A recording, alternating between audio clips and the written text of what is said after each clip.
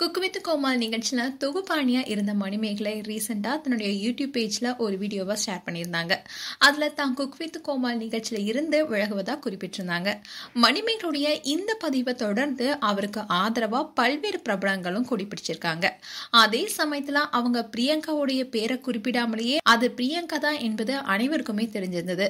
இப்போ பிரியங்காவுக்கும் மணிமேகலுக்கும் இடையே நடந்த சண்டை குறித்த ஆடியோ வெளியாகி அதுவும் பரபரப்பா பேசப்பட்டு வருது. ஆனா அது எடிட் செய்யப்பட்ட ஆடியோ என்பதும் குறிப்பிடத்தக்கது. இந்நிலையில வெங்கடேஷ் பட் சார் அவருடைய இன்ஸ்டாகிராம் பேஜ்ல ஓணம் செலிப்ரேஷனுக்காக ஒரு வீடியோவை ஷேர் பண்ணியிருந்தாரு. அந்த பதிவுக்கு ரசிகர்கள் மணிமேகலைக்கு ஆதரவா கமெண்ட்களை பதிவிட்டு வராங்க. அதுல ரசிகர்கள்லாம் என்ன சொல்லிட்டு வராங்கன்னா, சார் ப்ளீஸ் மணிமேகலைய உங்க டாப் குக்கு டூப் குக்கு ஷோக்கு எடுத்துக்காங்க. நிச்சயமா ஷோ இன்னும் பிரம்மாண்டமா செல்லும். தயவு செஞ்சு சார் ப்ளீஸ் சார்னோ மீடியா மிஷன்ஸ் தயவு செஞ்சு நீங்களும் மணிமேகலைய மீண்டும் உங்களுடைய நிறுவனத்திலே எடுத்துக்கோங்க.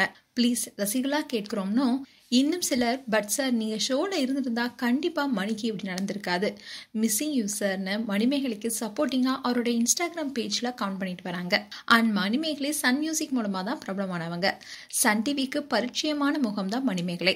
அதோட செஃப் பட் சாருடைய சப்போர்ட்டிங் கண்டிப்பா மணிமேகலைக்கு இருக்கும்னு ரசிகர்களால நம்பப்படுது. அதோட மீடியா மிஷன்ஸ்ல இத்தனை வருஷமா குக் வித் கோமால் நிகழ்ச்சியில கோமாளியா இருந்து பிரபலமாக இருக்கவங்க தான் மணிமேகலை.